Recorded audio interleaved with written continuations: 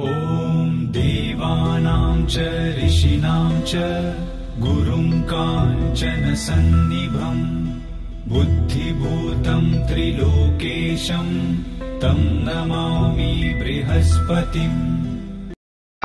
ॐ देवानां च ऋषीणां च गुरुं काञ्चन सन्निभम् बुद्धिभूतं त्रिलोकेशं तं नमामि बृहस्पतिम्।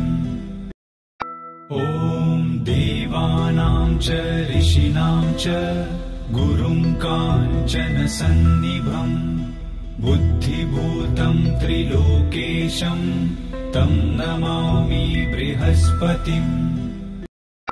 ॐ देवानां च ऋषीणां च गुरुं काञ्चन सन्निभम् बुद्धिभूतं त्रिलोकेशं तं नमामि बृहस्पतिम्।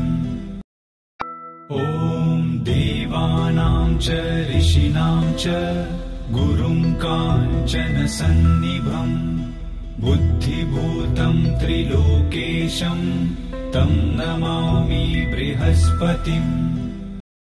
ॐ देवानां च ऋषीणां च गुरुं काञ्चन सन्निभम् बुद्धिभूतं त्रिलोकेशं तं नमामि बृहस्पतिम्। ॐ देवानां च ऋषीणां च गुरुं काञ्चन सन्निभम् बुद्धिभूतं त्रिलोकेशं तं नमामि बृहस्पतिम्।